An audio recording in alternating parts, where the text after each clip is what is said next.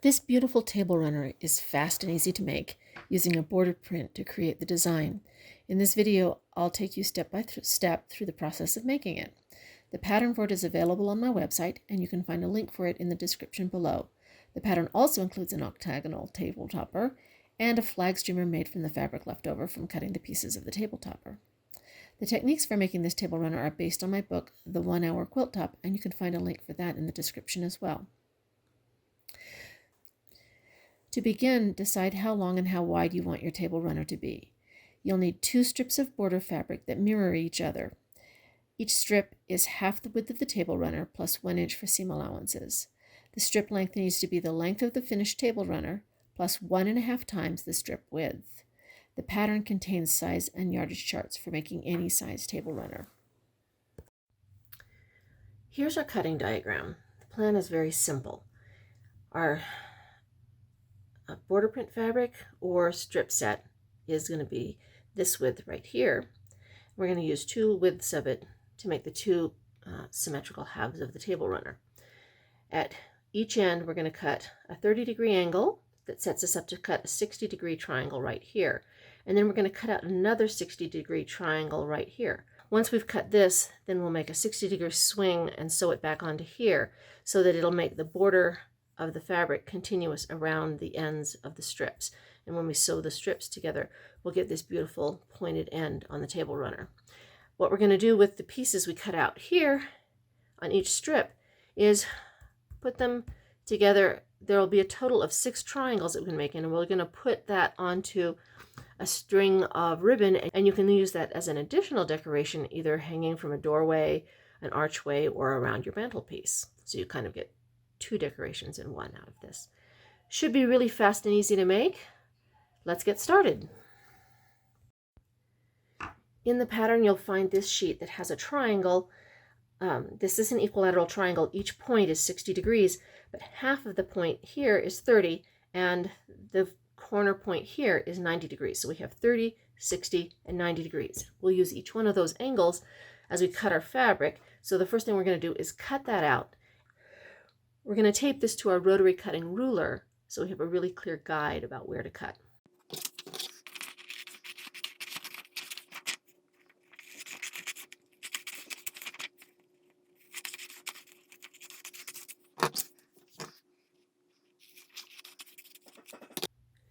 Here are my triangle halves cut apart, and for the first cut I'm going to put the long edge along here because I want the corner of my fabric to be the 90-degree angle here. So I'm going to tape these to the back of the ruler so that I can still see the measurements in case I want to be able to measure something as I'm going along. But the actual placement of these along the ruler doesn't matter a lot. You just need the edge of the triangle to be along the straight edge where you're going to cut of the ruler.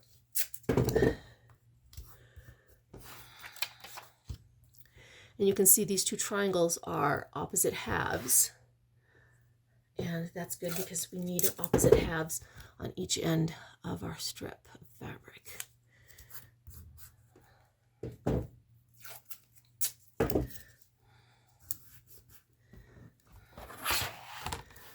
Oops, there we go.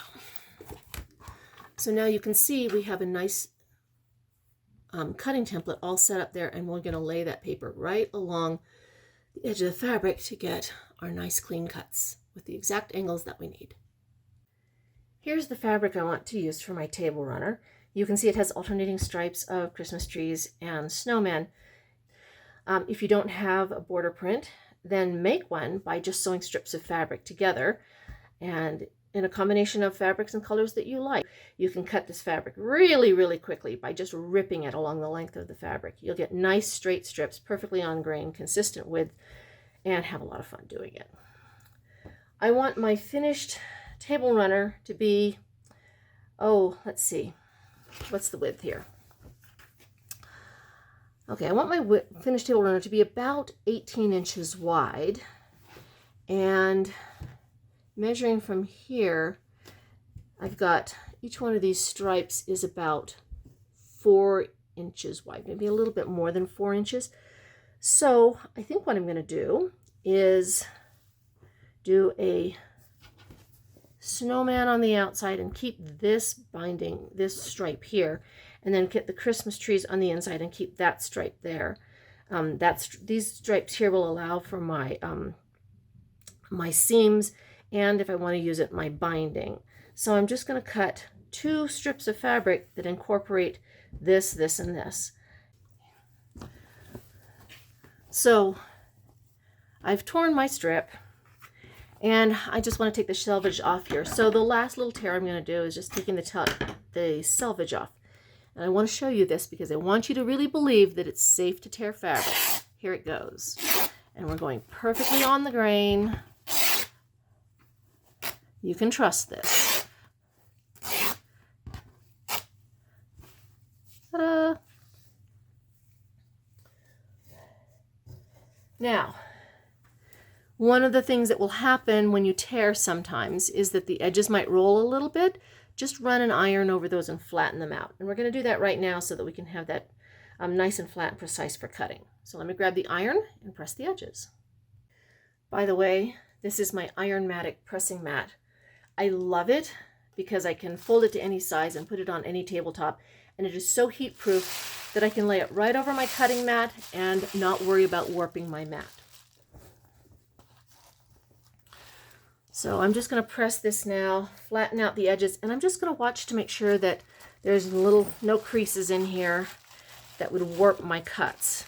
I want those cuts to be as clean and accurate as possible so that the angles match up nicely at the corners. This is my Oliso mini iron. I love this iron because it's really, it packs a lot of punch. It heats up really quickly and it has nice steam to it. But as you all know, I travel a lot. And so this little mini iron fits in my tiny little traveling studio case, but it packs all the punch of a bigger iron. And here's a little trick. I looked and looked for something that would be the right thing to fill up the reservoir. I need a tiny tip there that gets it right where I want it to go. And one day I grabbed the old sriracha bottle out of my kitchen, and guess what? It's the perfect way. No spills, no mess, and my water reservoir is full. So here are my 2 strips, cut and pressed, ready to make the triangle cuts at the ends. And remember, we're trying to get this done fast. So instead of cutting each end individually, we're going to cut all 4 ends at the same time with just a couple of cuts. The trick is we're going to line up our fabric like this and pin it all together. First, just lay your pieces out on the tabletop and make sure that they're the same length. If they're not, our first cut will just be to even up the ends. So I'm laying these 2 pieces out flat on top of each other, lining up the edges, everything's looking good. Just work on my way all the way down.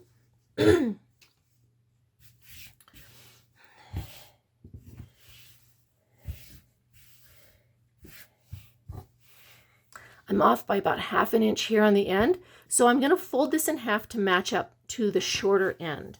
So I'm just going to take this whole strip that I very carefully laid out evenly, and I'm going to fold it in half and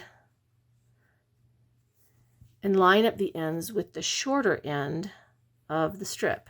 So here's 1, 2, 3, 4 layers. And you can see 2 layers are face up and 2 layers are face down. What that's going to do is it's going to make our triangles be mirror image triangles, and that's what we want to have happen here. So before I cut anything, I'm just going to come in here and pin these so that nothing moves. I really like these flathead pins from Taylor Seville because I can put my rotary cutting ruler right over them and they won't get in the way. I can still lay it flat. I may need to move these depending on where my cuts end up, but for right now I'm just going to throw in some pins any old place. Now I'm going to line up the strip to the lines on my rotary cutting mat, and if you want to make sure that they stay really, really straight, just use a couple of pieces of painter's tape to tape them into place.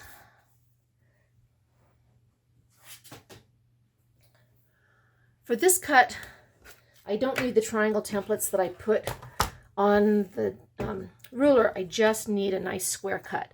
So I'm going to come over here, line up my ruler.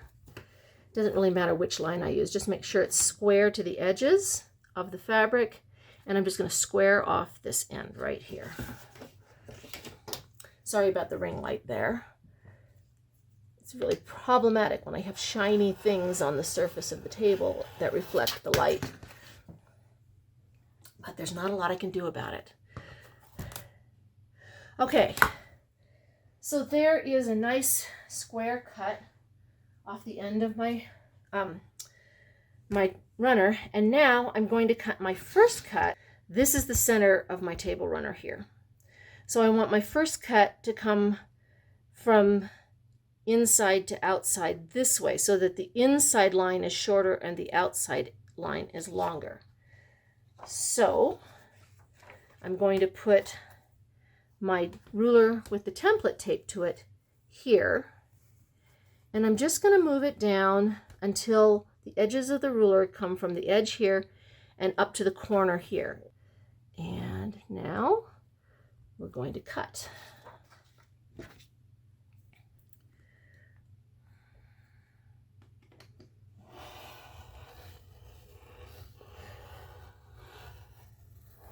Take it slow. Make sure you're comfortable doing this. All right. So we're going to save these triangles here because later on when we make our streamer flags, we can just sew those together down the middle and make 2 triangles. Our next cut is going to be a cut right here, and both corners are going to be 60 degrees because this is an equilateral triangle, which means all 3 corners are 60 degrees. So for that, we're going to use our template again, line up the 90-degree side along this edge, and then again, scoot the ruler until it crosses the point here. And we have our 60-degree cut. I've checked already that there aren't any pins in the way. Just make sure everything's flat here. And cut.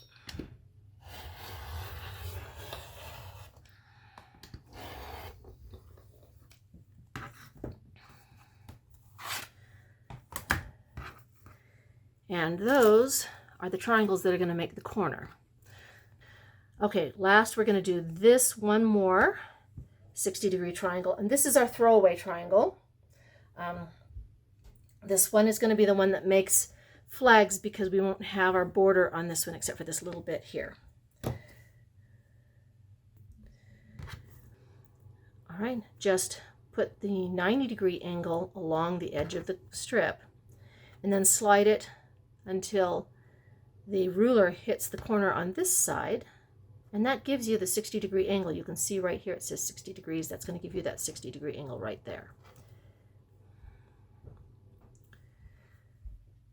Hold that down tightly, don't let it slip, and we'll cut along there. I always do twice just to make sure I got it.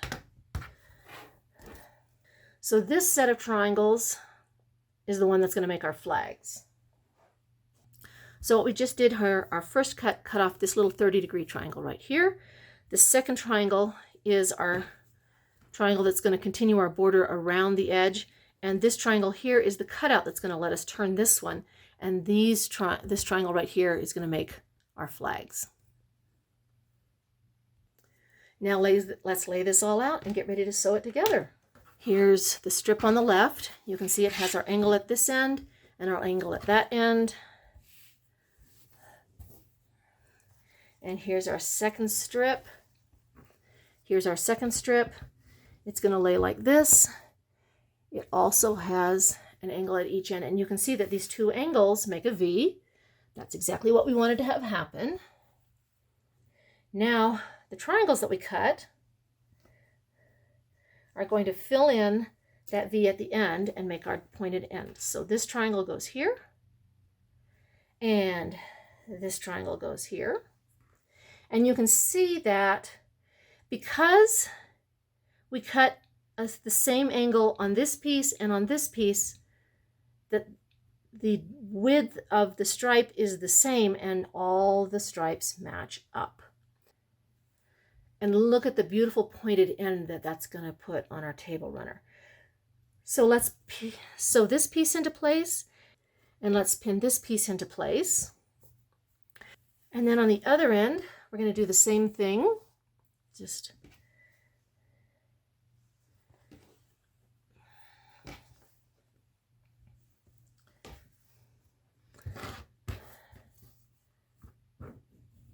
this piece goes here, and this piece goes here.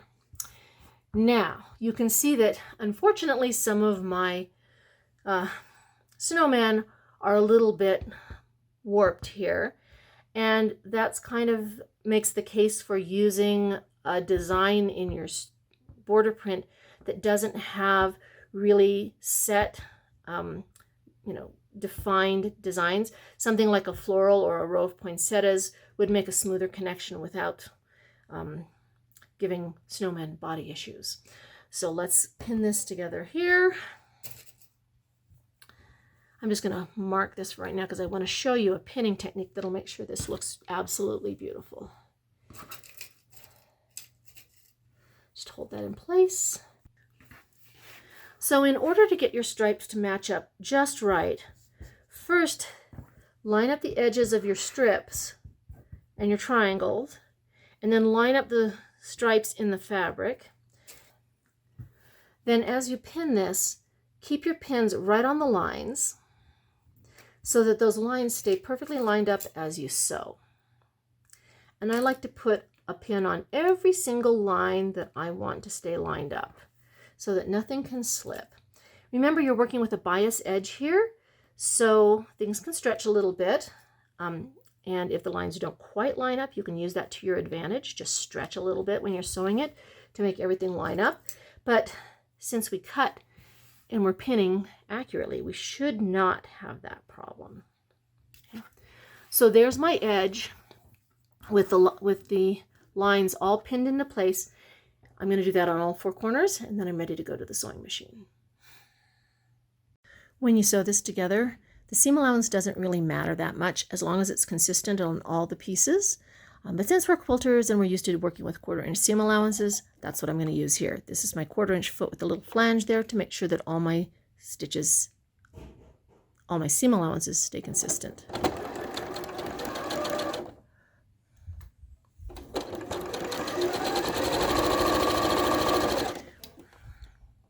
You can see I'm just leaving my pin in until the very last minute so that my lines will stay lined up together.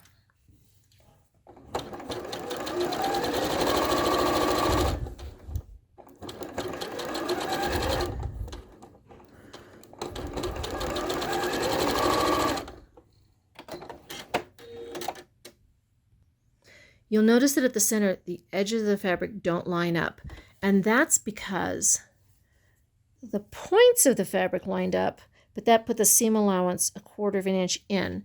So don't worry about trying to match that up. This is the way it should look. In our next step, when we put this together, we're going to trim off this extra fabric so that the line from the triangle onto the center is going to be even.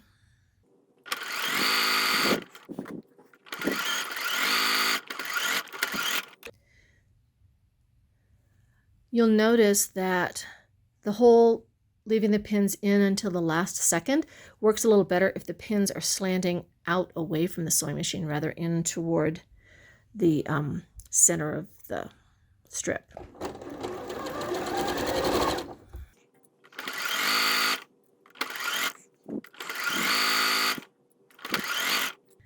My strips are sewn together now, and you can see how nicely the lines matched up at the edge of the triangle onto the end of the strip. Now we need to press these, and we're going to press each strip differently so that the seams will interlock. On one strip, we're going to press the seams outward toward the triangle.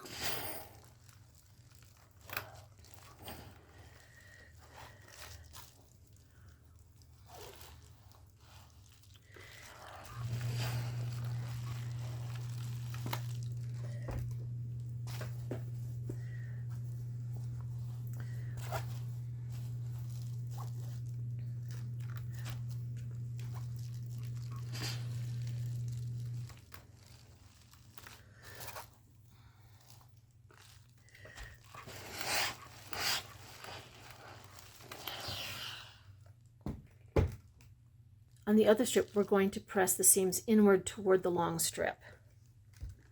So it's going to be away from the triangle.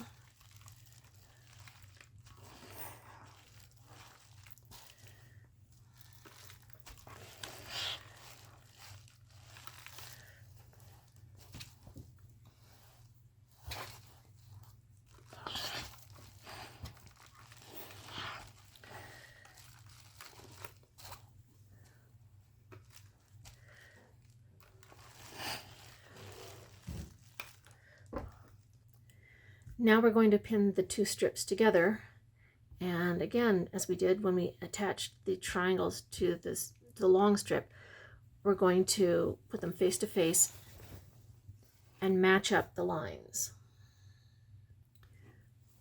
You'll notice that here where the seams are, we have one seam going to the left and one seam going to the right. So we're going to push those seams up against each other and let the ridges of the seams interlock so we get a nice clean point there. You can feel them when they squeeze up together, and then put a pin right there on that line where the seams interlock, and it should fall right in the same place on the back. We're good. From here, work your way out and pin the lines of the fabric together so they match up.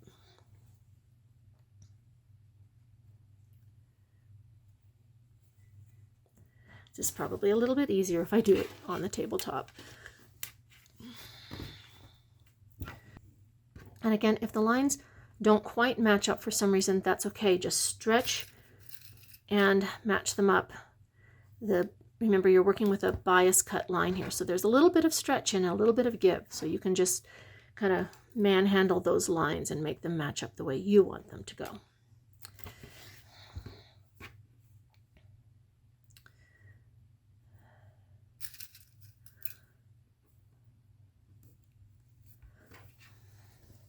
Then I'm going to do the same thing on the other end.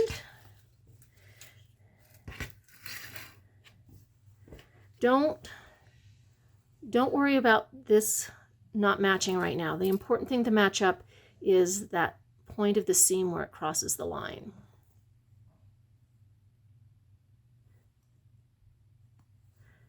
Line those up and then squeeze those seams in, feel them interlock, and then pin that in place. I like to keep one pin straight up and then put another pin sideways so that there's no chance of shifting that point.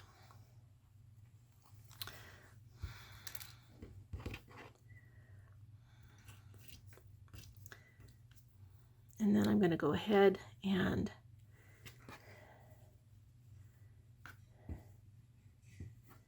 pin this line.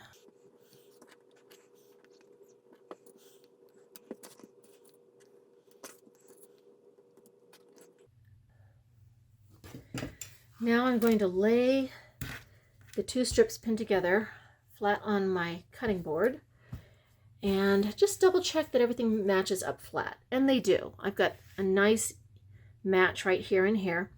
So I'm just going to come along here with my ruler and cut that little extra 1/4 of an inch off. So it looks like I need to move this pin out of the way to do that.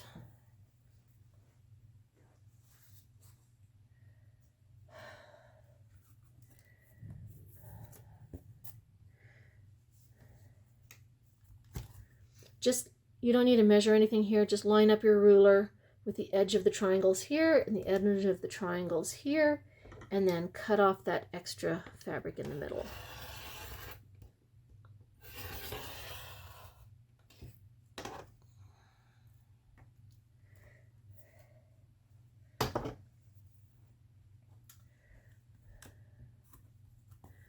And we're ready to sew.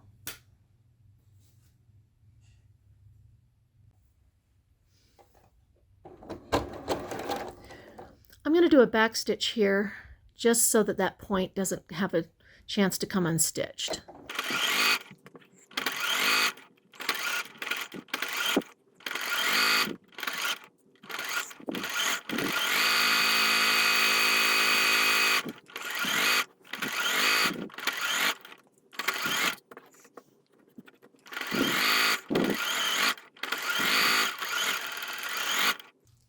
we're going to press the center seam open.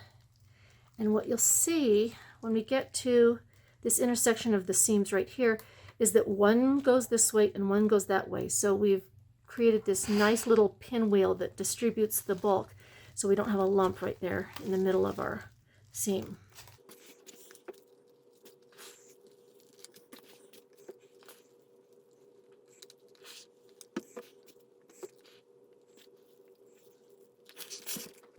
And with that, your table runner is finished. At this point, depending on how much time you have, and maybe how much skill you have as well, you can either just hem the edges and use it without quilting, or you can quilt it and bind the edges, or you could just put a decorative trim around the edges with either stitching or glue. It's up to you. However you decide to finish it, you now have this beautiful table runner that will bring the holiday spirit to any table. If you have a little more fabric, another nice way to finish this is to put a facing on it. And the advantage of this is that it'll also cover the back and protect the seams, making it a little more washable. So to do this, here's my backing fabric right here. I'm going to lay that face up on the tabletop and then take the table topper and we're going to put it face down over the facing fabric and then just pin around the edges.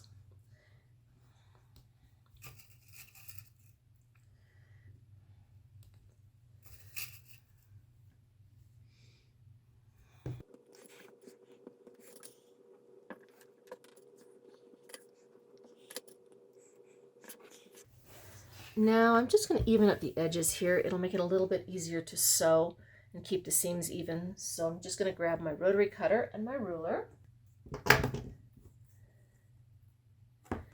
and even up these sides.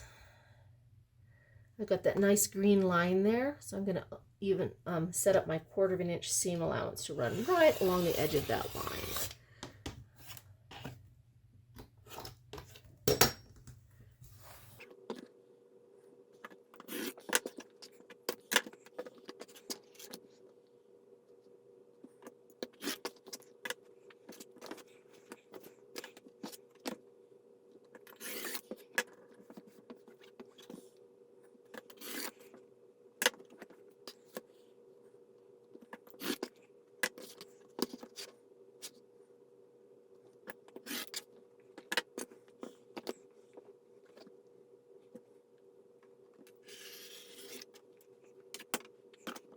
Now there's one little additional step that you can do here. This is a trick I learned from my mother when she taught me how to sew many years ago.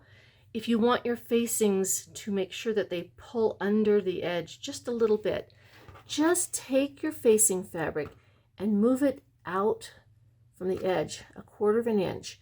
And what that'll do is it'll make the facing slightly smaller than the top. And then when you turn it, it'll pull the seam line of the facing slightly underneath, and it just makes sure that your facing doesn't show on the front when you go to try to press it.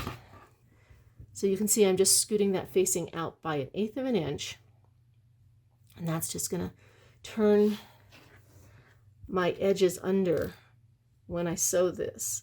This might mean that you have to stretch it a little bit when you sew it, but that's okay. That's part of what makes this work. Remember to just leave an opening along the side, maybe about 6 inches, just so you can get your hand in there if you need to.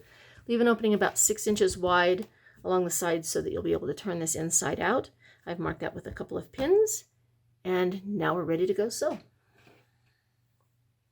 I've switched over here to my wider foot because the distance from the center of the foot to the edge of the foot is a little more than 1/4 of an inch on this one. And since I pulled the edge of that facing out, the distance from the green line where I want to sew to the edge of the facing fabric is a little more than 1/4 of an inch. And I don't want my 1/4 of an inch foot trying to scrunch that up. I want to stay nice and flat. So I'm going to use the bigger foot. Here's my marker pin, so I'm going to start right there. And I usually like to do a little back stitch there, just so that I don't have thread ends poking out when I want to go back around and close up that space.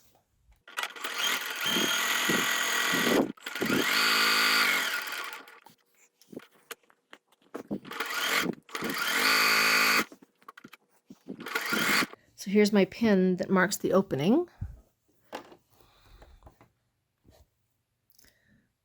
I'm just going to sew to there and then backstitch.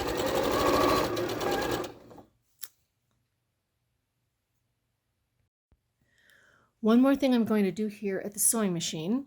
Since I'm going to trim the fabric at these corners down almost all the way to the seam, I'm going to double stitch along that seam line at each corner just to give that seam a little extra strength.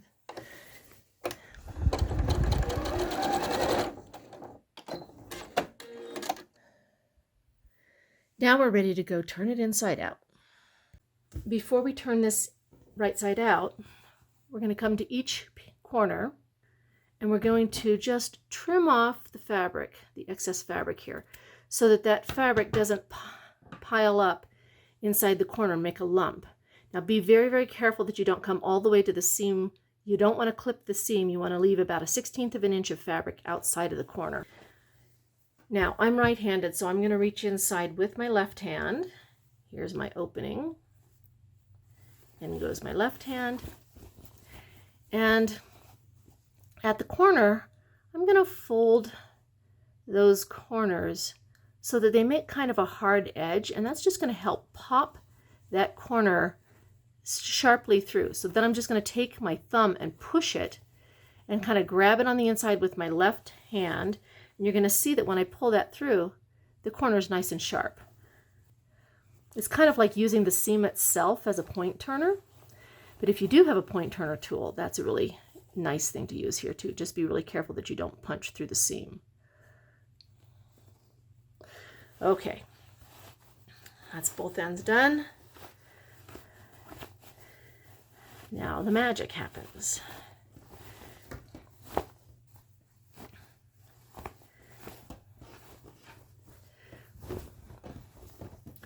Ta-da! Okay, now I'm going to get my iron and my pressing mat, and we're going to press these edges.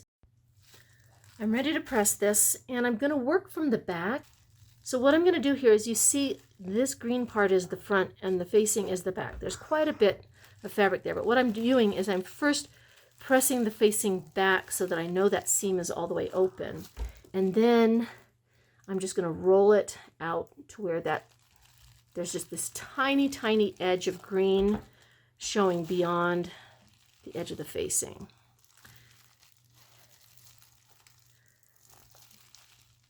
So when I look at it from the front, it looks like that, and you can't see any of the red from the facing on the front. That's what I want to have happen here. So here's the opening that I want to sew shut, and I'm just going to do a blind stitch. So I'm going to come in here from the inside and take my stitch out to the edge, and that's going to hide the knot inside the seam. And then as you go along this edge, just pick up a little bit from one edge and then a little bit from the other edge. And when you go from edge to edge, go exactly at the same spot so that you don't have any threads showing on the outside. And you can go, I usually take about 1/8 of an inch stitch.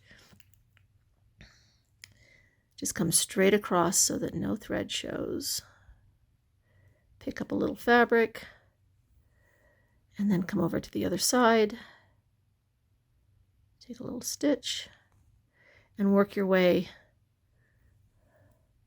along the seam until it closes up. And you can see when you pull that closed, you don't see any stitches at all. So that's why they call it a blind stitch.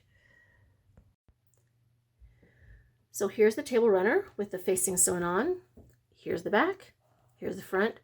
I love how this green stripe makes a nice little border around the edge, and it's ready to go on my tabletop.